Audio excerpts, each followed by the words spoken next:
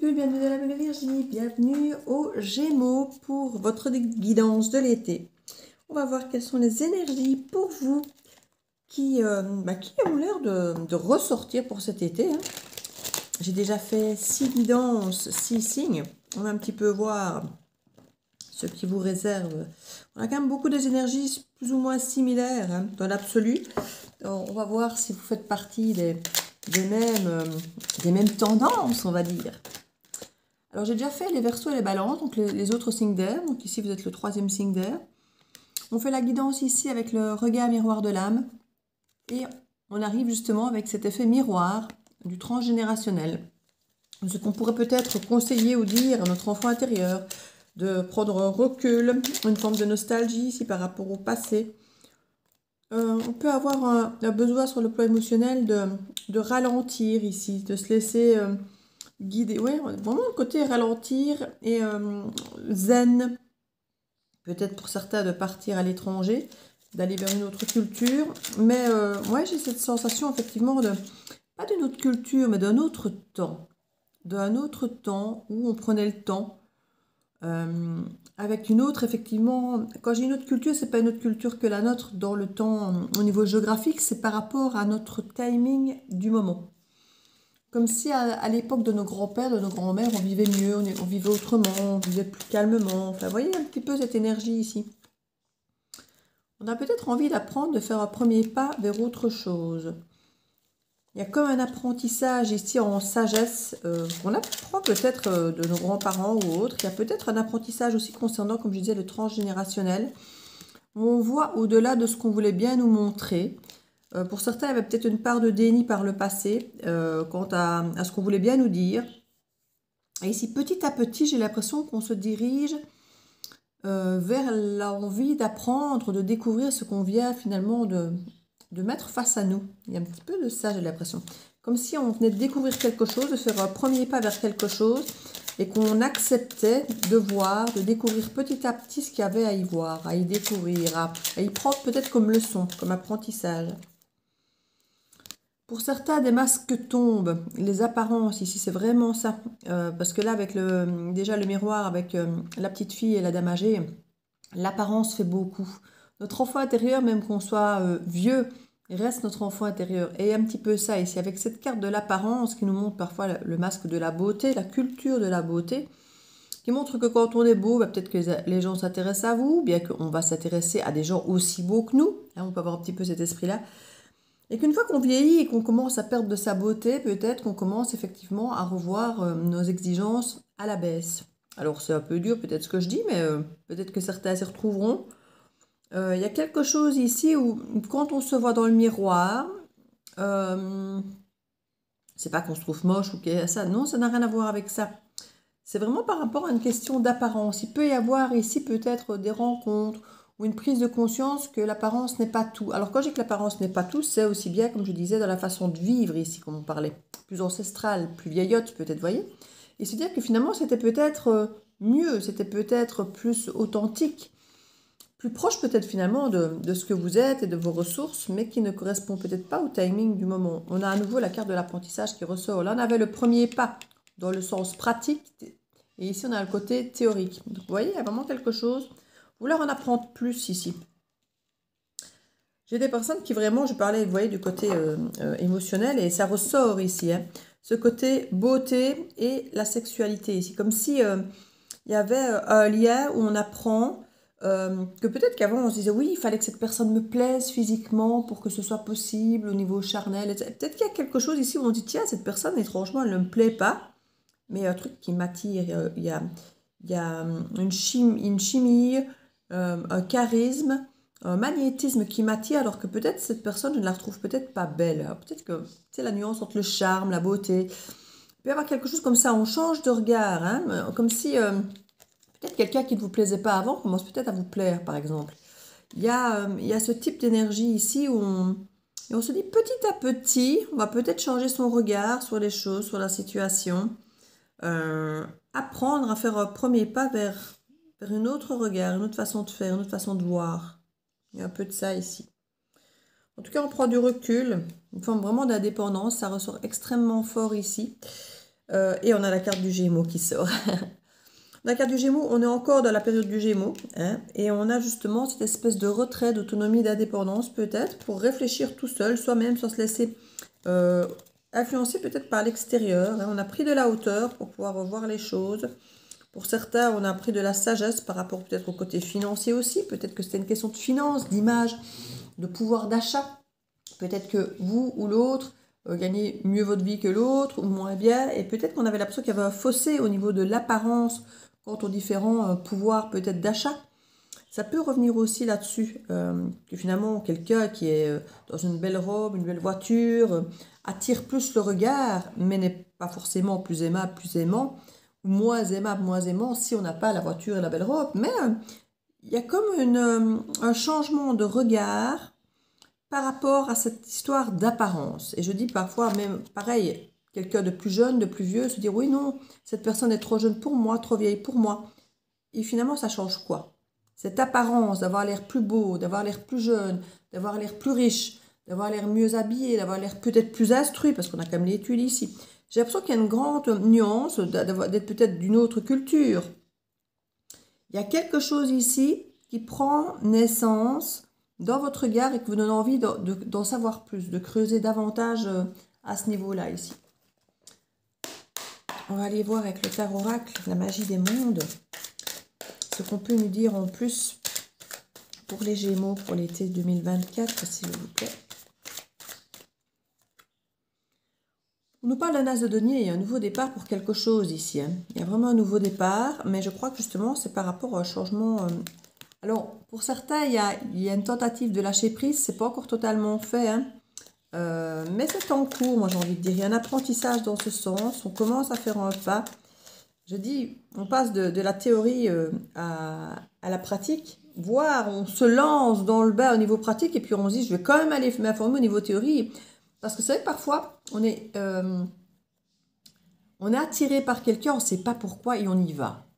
Puis on se dit, oui, mais tiens, finalement, sur, je sais pas moi, cette culture-là ou quoi, je ne connais rien, j'ai envie d'apprendre. Et on va aller apprendre peut-être sur ce qu'on vient de découvrir, qui nous apparaît de l'autre, qu'on ne connaissait peut-être pas, et qui crée quand même une attirance, une alchimie. On s'intéresse finalement à une nouvelle passion, à une nouvelle activité, à une nouvelle beauté peut-être, à une nouvelle apparence. On peut avoir quelque chose un petit peu de cet ordre-là ici. Que quelque chose nous apparaît visuellement autrement que ce qu'on percevait avant. Et on a envie d'en savoir plus. On a envie d'apprendre à ce sujet parce que ça nous passionne vraiment.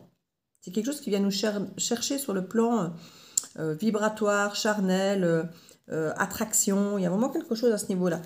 On a du mal ici avec la tempérance à l'envers à être dans cette énergie de tempérance, d'équilibre, de sagesse, de prendre le temps. On pourrait brûler un peu la chandelle par les deux bouts ici. Alors, on nous parle ici qu'on a tendance à ne pas trop communiquer, pas trop bouger. Il y a beaucoup d'obsessions, beaucoup de pensées obsessionnelles. À mon avis, il y a une forme de frustration. On n'ose pas, en fait. J'ai l'impression que quelqu'un, ici, pourrait tomber sous le charme de quelque chose de tellement différent de lui ou de son approche psychologique ou de sa façon de percevoir en général les choses, que cette personne s'enflamme. J'ai l'impression qu'il y a un peu ce côté s'enflammer. A du mal à être dans la tempérance, en même temps ne fait rien, ne dit rien. Cette personne se sent un peu dépassée, elle commence à avoir des idées obsessionnelles, mais ne les transmet pas. Cette personne, elle est frustrée peut-être de ne pas pouvoir peut-être communiquer, de ne peut-être pas pouvoir aller voir peut-être cette personne ou s'en diriger, mais elle a l'air de vouloir apprendre beaucoup de choses à son sujet. Elle peut peut-être s'informer, hein. Regardez, peut-être s'informer en d'autres decks, regardez ce que je vois. C'est le page d'épée qui s'informe, qui observe. Et on prend effectivement ici le temps avant effectivement d'estimer, d'avoir la reconnaissance, la gloire. On est dans des conflits intérieurs ici. On essaie de manifester les choses. On ne sait pas si on doit manifester en fait ou si on doit aller vers autre chose. Hein. Et en même temps, il y en a qui se disent, bon, on va arrêter de se prendre la tête et on va y aller. On va y aller, on va aller à la rencontre de cette personne, de cette situation et on va aller tester. Et c'est là qu'il y a ce premier pas qui se fait ici. Oups, il y a le soleil qui vient de partir. Je me retrouve subitement dans l'ombre. Ce n'est pas grave. C'est la partie d'ombre du Gémeaux, là, qui vient ombrager notre tirage. On va voir maintenant ici avec le Meyerline ce qu'on a à nous dire. Hop là. Je suis en train de faire le tirage différemment des autres. Voilà, c'est comme ça. J'avais dit que je ne les ferais pas forcément tous pareils, mais ici, je crois que je ne suis pas censée ici, parce que pour les autres, j'avais fait un petit tirage pro et love, mais ici, j'ai l'impression que c'est une perception qui englobe tout ici, hein, qui change, et qui est aussi bien une perception au niveau professionnel qu'amoureux, et donc je ne vais pas aller forcément chercher ça. Stop ici par rapport aux apparences. On nous parle d'être blessé ou de blesser quelqu'un ou quelque chose, ou une situation, peut-être d'être à couteau tiré. Comme si on arrête effectivement de blesser ou de se sentir blessé parce que l'autre est différent et qu'on s'attaque peut-être. Il y a quelque chose qui a été gelé longtemps. On accepte peut-être d'aller vers quelque chose vers lequel on n'est jamais allé justement. Hein. On a le silence qui est encore là, il n'est pas encore brisé par rapport à une situation de couple potentiel ici. Il y a la magie des mondes qui est là, hein, et elle n'est pas totalement droite non plus. Donc il y a quelque chose ici avec la mission de vie, une forme de créativité, le bien-être pour tout le monde, qui soit plus... je ne tombe plus sur les mots que je veux. Hein. Pourtant, le Gémeaux est éloquent. Il va falloir creuser, qu'on me dit, bah ouais, il va falloir creuser. Alors, il y a la fidélité ici qui nous parle effectivement d'être fidèle à soi-même. On a un effet miroir peut-être qui vient nous titiller. On se met à douter ici. Alors, les grands-parents reviennent. Donc, on a vraiment ce côté intergénérationnel ici. Hein. Et on a l'amour et une recherche d'équilibre. Peut-être que vous allez vous rendre compte que vos parents, grands-parents, arrière-grands-parents ont eux-mêmes été rechercher peut-être quelqu'un, quelque chose, une situation différente de qu'ils étaient. Et ça les a peut-être rendus très heureux. Comme certains parents, parfois, ou grands-parents qui, après la guerre, tombent amoureux de la personne qui était peut-être ennemie, ou des choses comme ça, ou d'une autre culture, d'un autre âge. Et il y a quelque chose comme ça qui vous aide à mettre une forme de normalité sur quelque chose à laquelle vous n'aviez jamais pensé. Mais on n'en parle pas pour l'instant. Vous gardez ça pour vous parce que ça vous perturbe et tant que vous n'êtes pas à l'aise avec votre mental et vos paroles, on ne va pas en parler. Parce que vous savez, généralement, vous êtes assez éloquent quand vous parlez. Et là, si vous parlez maintenant, vous ne trouverez pas vos mots. Et du coup, vous avez manqué de cohérence à vos yeux, aux yeux des autres. Et vous aurez l'impression que vous ne seriez pas cohérent si vous parliez maintenant parce que vous n'avez pas encore les bons mots, les bons trucs. Vous n'êtes pas encore vous-même totalement convaincu de ce que vous êtes, de ce que vous faites, de ce que vous pensez, bien que vous le ressentez, mais vous n'arrivez pas à le verbaliser correctement. On nous parle de bien-être quand même ici. Hein. On va arrêter, comme je dis, de se blesser, de se faire du mal pour rien. Et on va avancer pour être heureux, pour son bien-être ici. Pour certains, il y a carrément un déménagement dans l'air. Pour se rapprocher ou s'éloigner d'une personne. On nous parle de mensonge. Jusque-là, on ne parlait que de personnes dont on se rapprochait. Et quand j'ai parlé de déménagement, j'ai dit s'avancer ou s'éloigner. Et il y a un conflit. Donc, potentiellement, on ferait peut-être bien un choix entre deux situations. Une connue qui nous est familière et une autre qui nous est totalement, j'ai presque envie de dire à l'opposé ou qu'on n'avait pas imaginé approcher. Et pour certains, on s'éloigne de certaines personnes ici. On a le présent, l'argent qui apparaît ici aussi, et la créativité. La créativité, c'était une carte qui ressemblait très fort ici à la mission de vie. D'ailleurs, je vais parler de créativité quand celle-là est sortie.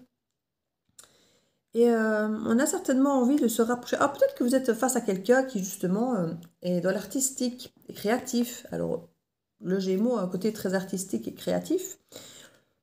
Mais on dirait qu'il y a une envie peut-être de faire de l'argent avec ça. De dire, tiens, ça me plaît. Je sais pas moi, je rencontre quelqu'un, petit fermier, une petite fermière qui fait ses petits paniers en osier. Ou bien vous faites des paniers en osier. Et le fermier et la fermière, ils vendent ses fruits et légumes. Tiens, on ferait bien des paniers de fruits et légumes. Ben, je sais pas. Oui, un petit peu cette idée d'associer quelque part votre créativité avec l'autre. Et d'en faire un peu cette mission de vie, de créer du neuf en fait. Il y a quelque chose ici quand même, alors je dirais pas que c'est typiquement Gémeaux parce que sinon je vais me mettre les Gémeaux à dos, mais le côté mensonge est souvent associé au Gémeaux parce que le Gémeaux il rebondit, c'est oui mais non, un jour il vous dit un truc, le lendemain il peut vous dire le contraire, parce que quelque part, il fluctue en fonction de ses ressentis, de ses pensées, de ce qu'il vient de découvrir, de ce qu'il vient de penser, de ce qu'il vient de réfléchir. Donc il peut vous dire oui un jour et vous dire non le lendemain. Vous dire un jour, moi je préfère l'été, puis le lendemain vous dire non, je préfère l'hiver. Et il peut vous débattre des deux avec autant de conviction, et vous êtes là, mais vous dites, mais c'est pas possible. Ici, il y a peut-être ça.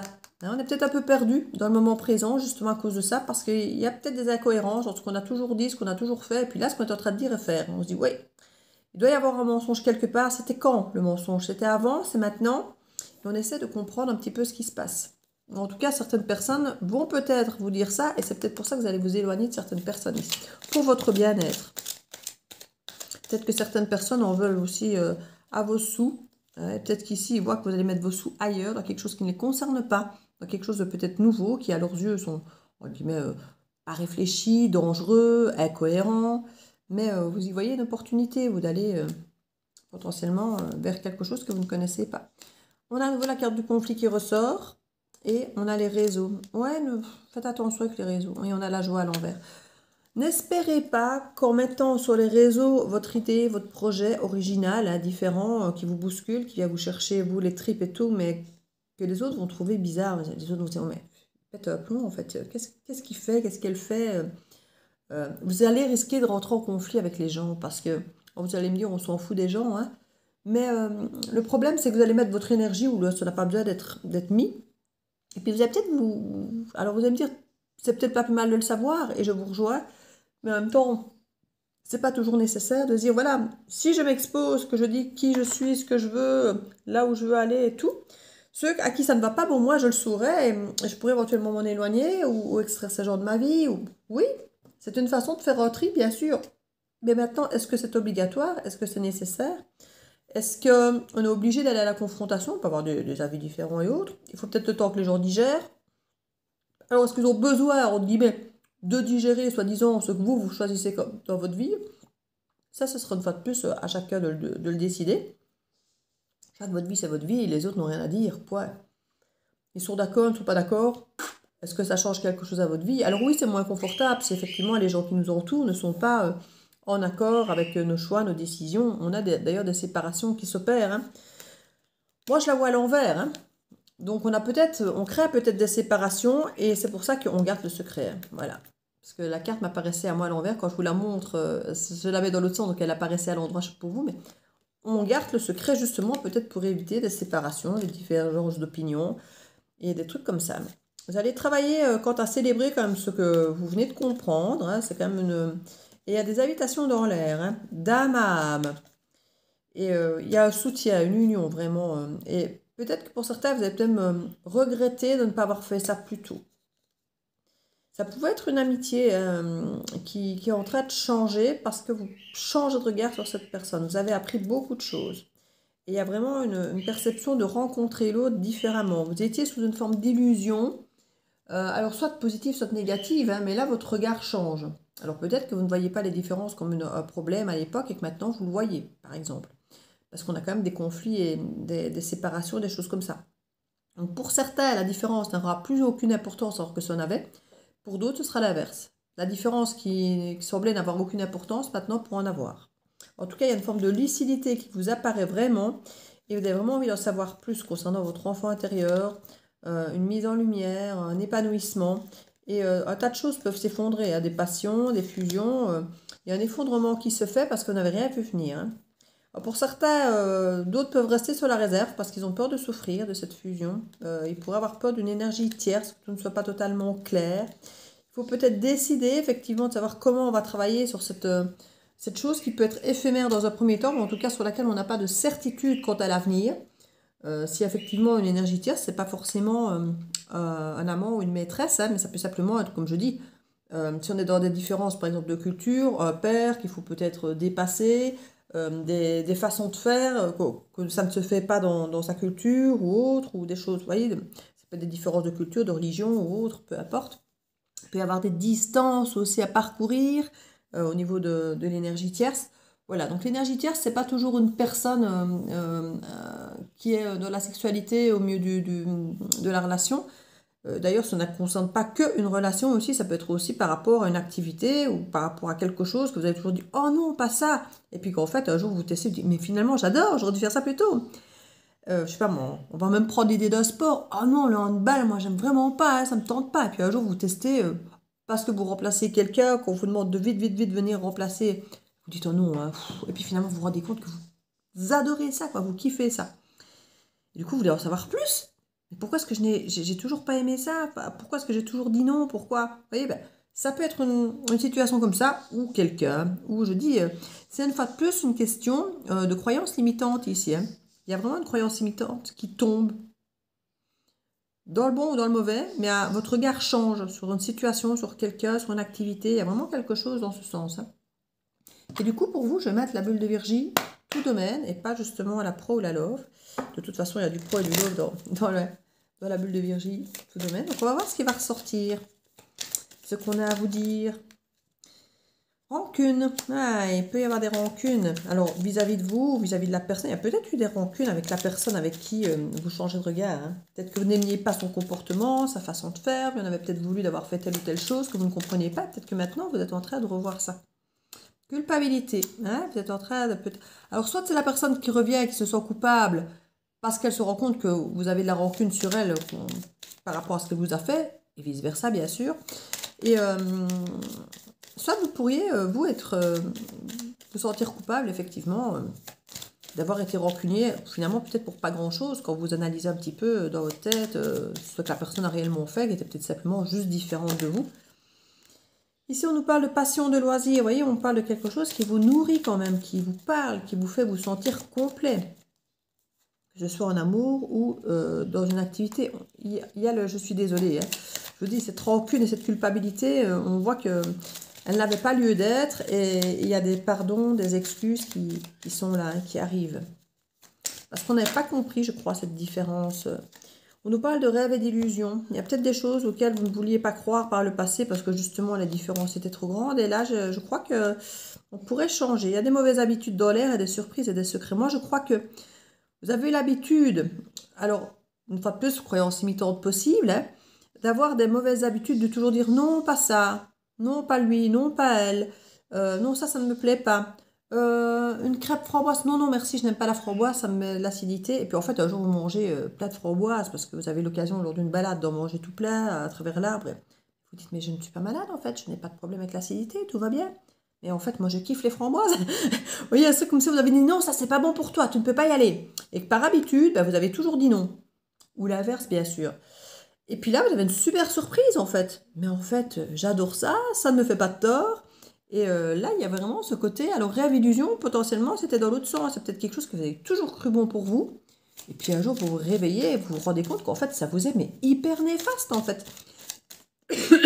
C'est comme certaines personnes qui ont bu du lait toute leur vie, qui ont été ballonnés toute leur vie, qui ne se sont pas sentis bien, qui croyaient qu'ils avaient des problèmes de digestion, de chi, de tcha. Et puis en fait, il y a un jour, ils arrêtent le lactose et ils se rendent compte qu'en fait, le lactose, c'était juste ça, quoi.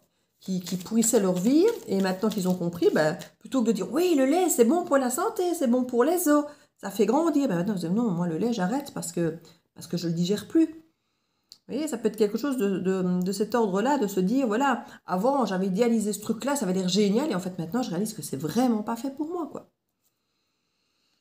Ça peut être au sein de la famille pour certains, hein, ces fameuses mauvaises croyances, d'où qu'on déménage, qu'on s'éloigne. Et on écrit ici, il y a vraiment une idée d'apprendre quelque chose sur quelqu'un, sur une situation, et il y a de l'écriture, on écrit des messages, okay. Croyances limitantes, ça revient. Il y a quelqu'un qui pourrait effectivement aller s'excuser et dire, voilà, écoute, j'avais pas compris, j'étais stupide, j'avais des croyances limitantes, peu le diront comme ça, mais on essaiera de le faire passer comme ça. J'étais peut-être immature, j'avais pas compris, j'ai peut-être pas la sagesse nécessaire, le recul nécessaire pour comprendre effectivement ta façon de fonctionner, ta façon de voir. Maintenant, je comprends et ça ne m'intéresse plus ou ça m'intéresse grandement. Vous voyez, ça peut vraiment être au sein de la famille ici, il y a des croyances où on vous a bercé de rêves et d'illusions par rapport à certaines choses qui ne sont pas comme ça. Hein. Il y a de la richesse, hein. Énormément de richesse. Et on parle de doute et d'hésitation. On a peur d'y aller en fait. Finalement, on finit tellement par rêver de ce truc qu'on se dit mais finalement c'est peut-être trop beau pour moi, j'oserais pas y aller. j'ai toujours fouillé ça, et puis là maintenant ça a l'air d'être idéal, mais est-ce que je suis pas en train d'idéaliser ce truc que j'ai toujours fouillé?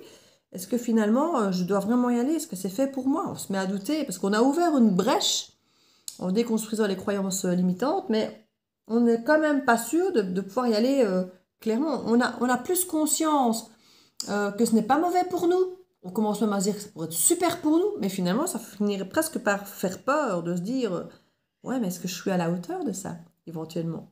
On commence à avoir des doutes quand même, de se dire c'est quand même très différent de qui je suis ou de ce que j'ai toujours pensé, de ce que j'ai toujours cru. Il y a un peu de... Non, il y a beaucoup de ça. Alors, signe d'air, je vais aussi mettre pour vous les petites guidances étoilées pour la petit conseil du jour, pour votre guidance ici de l'été. Il y a vraiment une remise en considération en question de croyances limitantes sur quelque chose sur lequel vous étiez totalement braqué, hein, ici pour vous cet été et l'été. Hein. L'été vit intensément jusqu'à la tombée de la nuit. Sans la chaleur, les rayons du soleil sur ta peau, laisse-toi voûter par les délices de l'été. Si ça se trouve, on vous a toujours dit c'est pas bon le soleil. Ou alors justement, vous êtes toujours dit, ouais, le soleil, c'est trop bon pour moi. Et puis en fait, vous vous rendez compte que, alors je vais aller loin, que vous avez un cancer de la peau qui commence à cause du soleil. Vous dire, non, c'est pas bon le soleil pour moi. Voilà, il y a quelque chose durant cet été, une énorme prise de conscience pour vous, les Gémeaux, sur quelque chose que vous pensiez soit très bon, soit très mauvais pour vous, hein, ou qui ne vous correspondait pas, ou qui vous correspondait. Et là, vous êtes en train de changer totalement de perception. Et d'étudier effectivement le phénomène, d'étudier ce que vous ne connaissez pas, parce que vous aimez savoir, vous aimez connaître, vous aimez apprendre, et vous allez avoir un besoin de savoir, de comprendre ce qui se passe, le pouvoir infini de la gratitude. Voir le verre à moitié plein et non à moitié vide, sois reconnaissant, reconnaissante pour tout ce que tu as. Tu es riche, on nous le dit là. Ne le sais-tu pas encore? Alors qu'attends-tu pour le découvrir? Il y a quelque chose autour de vous qui a toujours été là, dont vous ne vous êtes même pas rendu compte de la richesse que ça avait, parce que dans votre tête, non, c'était pas ça la richesse. Et là, il y a un truc qui vous tombe dessus et vous vous rendez compte à quel point, mais ça vous rend riche. Et là, vous changez tout, vous bousculez tout, parce que vous vous rendez compte à quel point vous êtes passé à côté d'un truc en fait. Donc voilà mes amis Gémeaux, j'espère que cette petite guidance pour l'été pourra vous aider à y voir clair. N'hésitez pas à venir la voir, la revoir, parce que si ça ne vous parle pas aujourd'hui, peut-être que dans une semaine, 15 jours, 2 mois, ça vous parlera. Je les republierai durant la saison. N'hésitez pas à aller voir vos signes ascendants, lunaires ou solaires si celui-ci n'était pas votre solaire. Et n'hésitez pas à faire appel à moi si vous avez besoin d'une guidance privée et si vous voulez creuser le sujet ou justement si le sujet ne vous parlait pas et que vous voulez quelque chose de plus personnalisé. En barre d'infos, vous avez toutes les infos pour me contacter, pour trouver tous mes oracles. Et voilà, je vous fais plein de bisous, je vous dis à très bientôt dans la bulle de Virginie. Ciao, ciao!